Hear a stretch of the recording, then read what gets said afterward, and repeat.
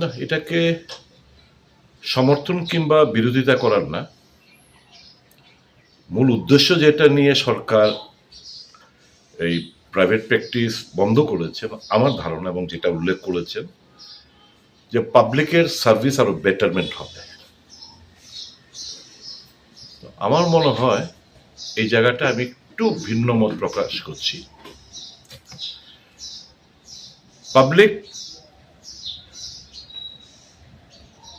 পাবলিকের সুবিধার্থের জন্য যে সমস্যাগুলো মূলত জর্জরিত হাসপাতালগুলো, সেটা হচ্ছে ওয়ার্ক কালচার। দ্বিতীয় আছে মেশিনপত্র, ইকুইপমেন্টস আছে, টেকনিশিয়ান নেই, কিছু যন্ত্রাংশ অকেজো হয়ে পড়ে রয়েছে, সারাইয়ের কোনো উদ্যোগ নেই, যে যার খুশি মতো এখানে চলছে, কোনো লুক আফটার মনিটর করার কোনো বন্দোবস্ত নেই। শুধু প্রাইভেট প্র্যাকটিস বন্ধ করে রোগীদের সুবিধার্থে কি হবে? আমি তো এই জায়গায় তো আমি বুঝতে পারছি না যে ডক্টর বাবুদের প্রাইভেট প্র্যাকটিস বন্ধ করলে এটা চিকিৎসা ক্ষেত্রে পেশেন্টদের সুবিধা কি হবে? ডাক্তারবাবুরা 8 ঘন্টার বেশি ডিউটি করেন না, 9 to 5। যেটা করতে হবে আমার মতে 8 আওয়ারলি রোটেশন ডিউটি চালু করতে পারে, উইথ এমডি ডক্টরস, ভালো ভালো ডাক্তারবাবুদের দিয়ে হাসপাতাল। 8 ঘন্টার বেশি ফ্যাকাল্টির কোনো কাজ নেই, টিচিং এর কোনো কাজ নেই। স্ট্রিক্টলি মনিটর করা দরকার সরকার, যে এই ওয়ার্কিং পিরিয়ডের মধ্যে কেউ যেন কোথাও প্রাইভেট প্র্যাকটিস না করে, নাম্বার 1। বায়োমেট্রিক অ্যাটেন্ডেন্সের বন্দোবস্ত যেন করা হয়, নাম্বার 2। কোনো পেশেন্টকে হাসপাতাল থেকে নিজের প্রাইভেট ক্লিনিকে নিয়ে যেতে না পারে সেটা মনিটরিং করা। এগুলো করলেই তো মোর দেন সাফিসিয়েন্ট। আমার প্রাইভেট প্র্যাকটিস ব্যান করা, এটা আমি বলবো আম জনসাধারণ আর একটা প্যারাশুনি। হাসপাতালগুলোতে যেমন এসএসকেএম, বিভিন্ন বাইরের সরকারি হাসপাতালগুলোতে পে ক্লিনিক আছে, প্রাইভেট ওপিডি আছে। আপনি বিভিন্ন জায়গায় আপনি দেবেন না প্র্যাকটিস করতে, হাসপাতালের দিন, হাসপাতালের ব্যবস্থা করে দিন প্রাইভেট ওপিডি কিংবা পে ক্লিনিকে। যারা এফোর্ড করতে পারবে তারা যেন গিয়ে ডাক্তারবাবুর সঙ্গে কনসাল্ট করতে পারে ইন দি ইভিনিং আওয়ার্স, যখন তারা অফ ডিউটিতে থাকে। হুট করে আপনি বন্ধ করে দিলেন, সরকার বন্ধ করে দিল, মানুষের প্যারাশুনি ছাড়া কমবে না। আর ডিউটি আওয়ার্সের বাইরে how the government can stop or ban? আর কেন শুধু জিবি হাসপাতালে? Why not IGM? Why not সরকারি মদতে TMC? Why not other district hospitals? IGM থেকে জিবিতে অন ডেপুটেশন যায়, টিএমসি থেকে লিয়েনে জিবি হাসপাতালে যায় 3 মাস, 6 মাসের জন্য, 2 মাসের জন্য। তাহলে যারা 3 মাসের জন্য যাবে জিবিতে গেলে 3 মাসের জন্য প্র্যাকটিস করতে হবে না, তখন পুনরায় আইজিএম আসছে, তুমি প্র্যাকটিস করতে পারবে। যারা টিএমসি থেকে জিবিতে যাবেন লিয়েনে, তখন তারা প্র্যাকটিস করতে পারবে না, তারপর আবার ফিরে গেলে তুমি প্র্যাকটিস করতে পারবে। এটা একটা হচপচ, এটা মানুষের কোনো, এটা একটা আইওয়াশ। স্বাস্থ্য ব্যবস্থা সম্পূর্ণ ভেঙে পড়েছে, মানুষকে একটা আইওয়াশ। এবং আপনারা দেখেছি মানুষের কমেন্ট করছে ভালো হয়েছে, এবারে হাউ ইজ ইট রিলেটেড? স্বাস্থ্য পরিষেবা উন্নতি হবে হাউ? মাননীয় মুখ্যমন্ত্রী নজর দিন, ক্যান্সার হাসপাতালের রেডিয়েশন মেশিন 3-4 মাস ধরে খারাপ। মাননীয় স্বাস্থ্যমন্ত্রী নজর দিন, ক্যান্সার হাসপাতালের প্যাট সিটি স্ক্যান 3-4 মাস ধরে খারাপ। মাননীয় স্বাস্থ্যমন্ত্রী নজর দিন, ক্যান্সার হাসপাতালের মেমোগ্রাফি মেশিন খারাপ। মাননীয় স্বাস্থ্যমন্ত্রী নজর দিন, আপনার আইসিইউ যারা ভেন্টিলেটর যেগুলো আমরা চিনি, কিংবা ট্রমা সেন্টারে রেড, ইয়েলো, গ্রিন এখানে যে মনিটর গুলো রয়েছে সঠিক রিডিং দিচ্ছে না, একটু খোঁজ খবর রাখুন, পরিষেবাটা ওই সমস্ত দিক দিয়ে উন্নত করুন।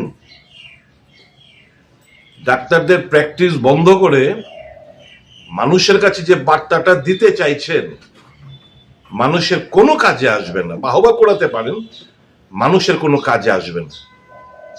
বরঞ্চ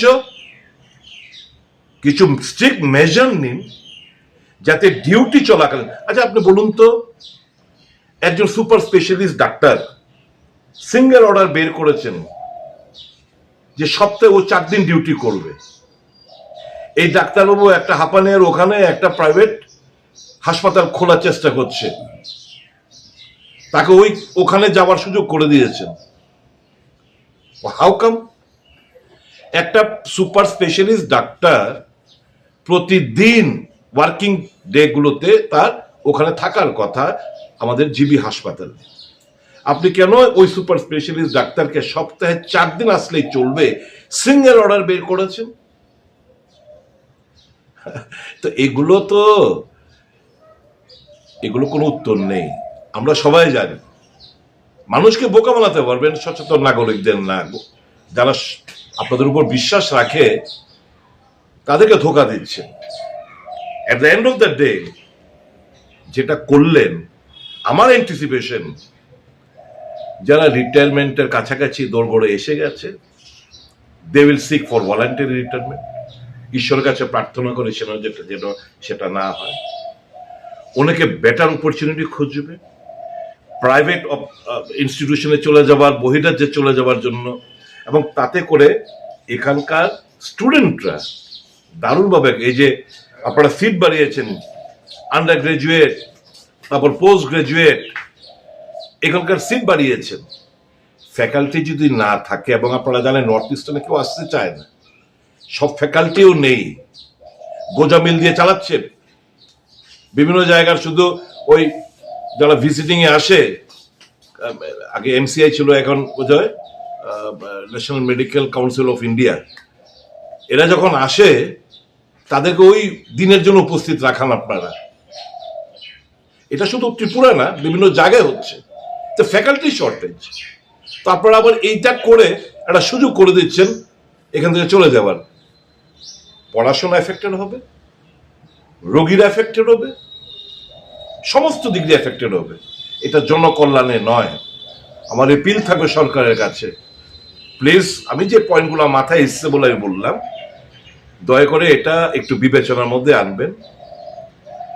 এখনো তো সরকার ক্যাবিনেটে পাস হয়েছে, নোটিফিকেশন এখনো হয়নি।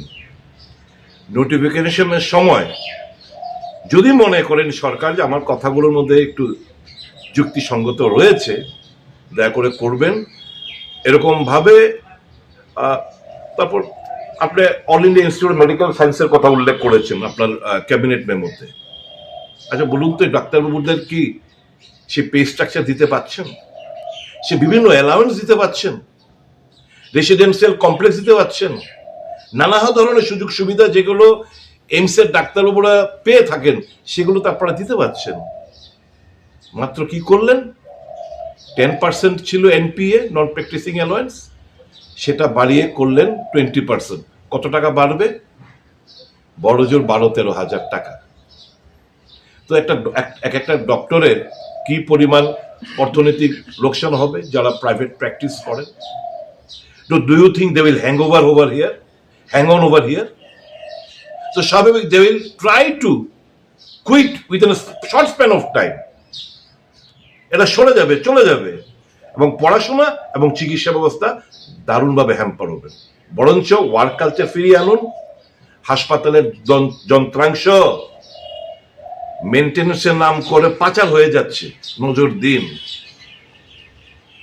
এই জিবি হাসপাতাল থেকে বিভিন্ন প্রাইভেট হাসপাতালগুলোতে পাচার হয়ে যাচ্ছে, এগুলোর ব্যাপারে নজর দিন।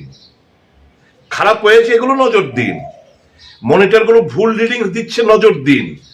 ক্যান্সার হাসপাতাল আমি 3টে মেশিনের কথা বললাম, নজর দিন। এটা না করে পাবলিকের কনভিনিয়েন্স কিভাবে হয় যেই জায়গাগুলো অসুবিধা সেইগুলো কিভাবে আপনি মোকাবেলা করবেন তার দিকে নজর দিলে আমার মনে হয় better. This is completely an I wash যে আমরা ডাক্তারের প্র্যাকটিস বন্ধ করে দিই, এখন পরিষেবা ভালো হবে। 8 ঘন্টার বেশি কেউ করবে? 8 ঘন্টার বেশি, 8 ঘন্টার বাদে সে কি করবে? ডাক্তারবাবু যাদের প্র্যাকটিস বন্ধ করেছেন কোথায় যাবে সে? আইডল। রাদার ও চর্চার মধ্যে থাকবে। নানা হোক পেশেন্টরা যারা হাসপাতালে যায় না, ওভার ক্রাউডিং বলে, ওভার ক্রাউডিংটা কোনো ম্যানেজমেন্টের কোনো ব্যবস্থা নিয়েছেন? হাসপাতালে রোগীরা মুড়িমর্কের মতো মানে বিছানা পায় না, ফ্লোরের সিঁড়ি করিডোরে এই সমস্তর মধ্যে ওরা থাকে, চিকিৎসা করায়। তো অনেক লোক তো এখানে যাবে না ভয়ে, তো স্বাভাবিক তার অপশন আছে তাদের কাছে। Why you are banning? এগুলো চিন্তা ভাবনা করবেন আমার বিশ্বাস, নয়তো দারুণভাবে কিন্তু এফেক্টেড হতে চলছে ত্রিপুরা রাজ্যের মানুষ। আর যারা আপনারা খুব খুশি হয়েছেন আমি কমেন্ট দেখেছি, প্লিজ আমি যে কথাগুলো বললাম আর একটু নতুন করে ভাববেন। ধন্যবাদ।